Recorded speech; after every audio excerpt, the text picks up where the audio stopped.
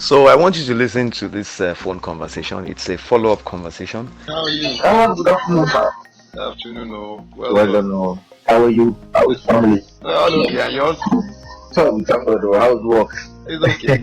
I said How's the election? exactly. I said I'll just allow you to focus and Honestly. on my end here. Hope it wasn't too stressful. So the thing was, we used it here. Okay.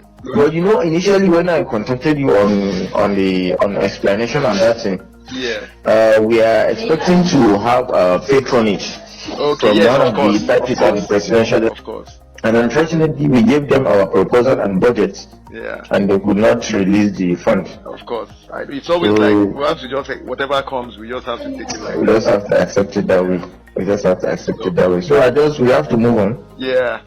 But So hope we you have to were move on. able to do something reasonable for those. Yeah, so just one candidate as it, one federal House of Representative. Okay.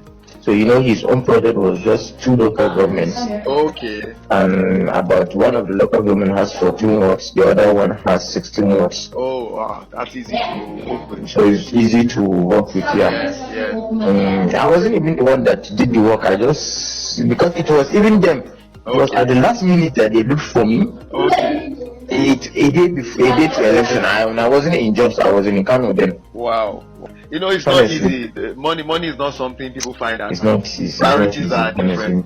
For me, I have these ideas about this data. I'm just waiting for them to sort themselves out, like I did last time. I'm just going to sit down and start playing with data again. It's just something I like to do for fun. Yeah. One thing, Yeah. I just consoled myself and told myself, I said, look, this issue of ICT is not something that when you did not get patronage, you will just abandon it. Oh no. You take ICT as a hobby. Exactly. So once you take it as a hobby, when the money it comes naturally. Yeah. Also, when you're into ICT and you're looking at the financial gains, you never achieve what you want. Well, there are even so many ways to make money. I already make money internationally from it. The same Excel stuff. So for me, I'm looking at now. What I was looking at was okay. People are looking at election, but yes, election, but also the election data. What kind of interpretation can we make out of it? How else can we present it? And by the time you do that, some people historically. That can become interesting beyond the actual election. Interesting. Beyond actual. In fact, now that the election is over, the federal election is over, I realized that even the data that we have based on political, you know this, you've seen IREP how it operates. Right? Exactly. Yes. So I said, okay, now you know the election petition. Exactly. These lawyers, they need to have information that will be in a arranged and in a very presentable manner, so that they'll be able to study it and know what their argument and whatever. So it's still relevant. Exactly. It's very, very relevant to them. So what I'm trying to do now is that, okay, I'm trying to see how I can consult some of these legal practitioners that are into election petition, see how I can sell the idea to them to, okay, this is how we can ease their tax. And assisting them in data collection and presenting it to them in a better way. So instead of them working on, we can also as well sit down, download all the IRF information for them, arrange it to them and give them. They will need it. They'll need help from people like you who have a team of guys that are comfortable with data, so that you can quickly come up with different summaries. It's true. So that's what I'm trying to do. So I think probably just right now. I think I just said I would just take my time and allow you guys. When I started hearing all the news about all the what's going on with these people again, let's have this straightforward election. So at least the way so for now, I don't know. Please, I still need your assistance on this thing. Though honestly, to be frank with you and to be honest, I've not gotten any funding. No, I just want to. I want to see compile the data. Today, if I finish compiling it today, because they said that they will. Yesterday, I was able to see one of the party leaders, and I make my presentations to him. He welcomed me. He said, "Okay, nevertheless, what they will do is that for me to let me team up with the other ICT guys that are into this thing." Yeah. So I think for my own sake, maybe I will just self-fund it. Okay. I will send you the data and I will send you something. I just need your assistance, Mr. Tayo. Please, the amount I will send you is not something I cannot pay. You understand? But the little money I have is from my own pocket, to be honest with you. I will send you into your account so that I will send it to you. What you are doing, that data validation, I want to see it in reality. Okay, you mean the data validation? Okay. Yes, let me see how your own is. Yeah, let me send it. Let me send the data to you. You understand? Then at least let me send you money, at least just to use it for a little assist. Let's do it. Yeah. Let me make it easier because I do work with a variety of clients. Now, yes. Give me an idea of what volume of data you're talking about. Let's talk about it right now. The volume of the data. We have 17 local governments. Okay, so what, like, if you look at the number of records, how many are you talking about? Total number of entries. Total number of entries. Let's say for each local government about let's see about 12 to 15 worksheets. Okay, so for each local government, right? So that comes, each local government comes in a separate workbook, right? In a separate workbook, yes. Okay, so now in each workbook, you have we have about 10 to 15 worksheets. So I'm trying to gauge the volume of data now. So like that, okay, across now. Okay, so that's something. So and that's all. You're going to send everything at once, right? I will send everything at once. So now let me ask you, what amount do you have in mind to send across? So for now, I'm just thinking something like, just at least to get something for just. If it's not possible, honestly, what I have in mind is to send you 15,000. Okay, let me tell you what I can do for you. Okay. I can allow you. I'll do this for you. Okay, on sir. 2 conditions. One. Okay. Join my ExcelVB Basic Club. Yes, sir. If you join the ExcelVB Basic Club, then you will give your consent for me to. There's what you call anonymification of data. Anonymify. Okay. In other words, I will anonymize. I will anonymize it. That's, I'll make it anonymous. Nobody will know what the source is. So I'll take sections of it. I'll be able to use this for a demonstration for my members, of my club. So, because you see, the goal is my club. I teach people how to automate Excel.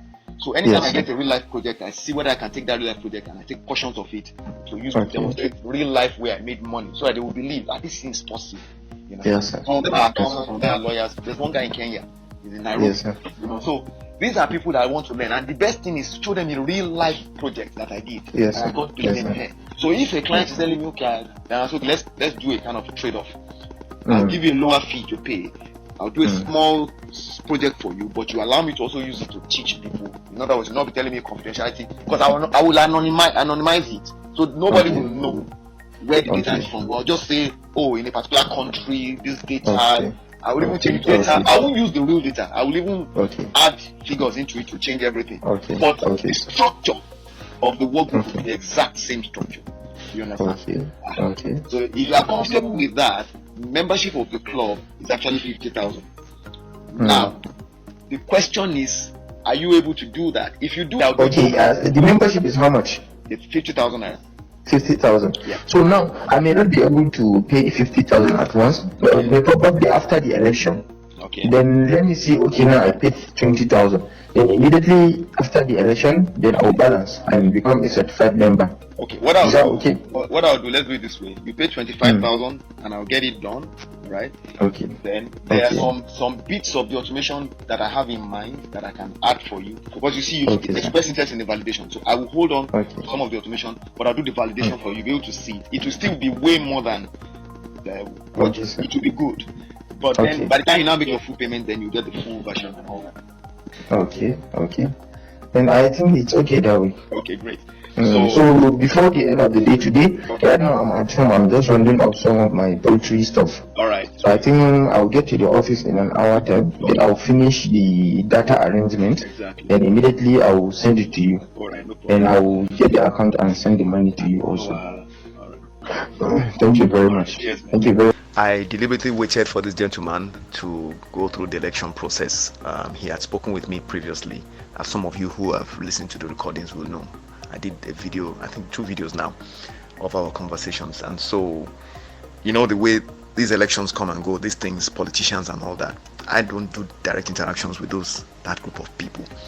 But I do provide services and support to people who have to relate with them. That I keep my distance, because I don't have the I don't have the what's it called now? What's the word I'm going to use? I don't have the temperament, okay, to relate with them. So I let him be, and then he even called me a day before the elections, but somehow I didn't. I think I picked it up, but there was a problem with audio, and I didn't really think it was worth it, because at that time, if we were going to do anything, I think he would have come through. But they weren't able to meet my terms for payment, so we had both let it slide. But I was always very keen to know how it was, because for me that's an application of Excel. So every time I see opportunities in which real life application of Excel for reporting, data analysis, collection, trending and reporting, I always want to know how it was used, because that's, as a professional, as a person who's providing Excel based solutions, it's important for me to keep myself up to date, know what people are doing with it, and say how I can improve on it or help people to improve on what they are doing. So I was very keen to know how it was, what they sent to me, which they said they wanted me to help them automate, but which I wasn't able to do for them because they couldn't meet my payment terms. I wanted to see how they were able to get on with it, because I saw some of the kind of things that were missing from what they were going to do, and I told them pointedly that there were things I could add to what they were doing that would make it much better than what they were offering to do for the client. But again, this thing is just a function of time as well. There's no time to waste. People are eager to do the elections. Who wants all these bells and whistles, except it's already in ready to use mode? So that's why I said I left it till much later, which was today. So when I spoke with him, it's interesting, something has come out of it. But I am a person I'm very practical minded. You will see the way he made a request, and I threw him a counter offer. And that's one of the things you must remember. I said you have to hone your selling skills. Marketing, your web marketing system is designed to generate leads, to bring people to you. But it's now dependent on your ability to take the people that will come to you to have sales conversations, because that's what you end up having. People call you and make inquiries, and in the process you're having a sales conversation. What do you do with that sales conversation? That's what will determine if you end up with money in your pockets or in your bank account. If you do not know how to take a sales conversation and from that process end up with a sale, then all your web marketing is wasted. So you've got to trade. This is an aspect that's not covered in the service I'm giving you, but I try to do it through these kinds of tutorials that I'm doing now. This podcast you're listening to is an example of where I'm going to give you some insights and hints and tips on how you can take the leads that are generated from your web marketing system and turn them into money. All right, because people make phone calls, so you don't know how to get them to buy, and you talk and talk and talk and they talk and talk. They ask you questions, and eventually you don't know how to get them to say, okay, I'll send money now. All right, which is what I'm very good at doing. So you need to know how to close a sale. That's what I'm trying to say, how to close a sale. So you will hear how he made the request. I was going to end the call after calling him and asking him how it was and all that, and he explained that some of the politicians didn't come through, which is no surprise. It does happen like that. And then he said no, he wanted something because he had a particular client, blah blah blah blah blah. And you see, these things have layers of performance improvements you can add. So I know there are so many things I can do for him already.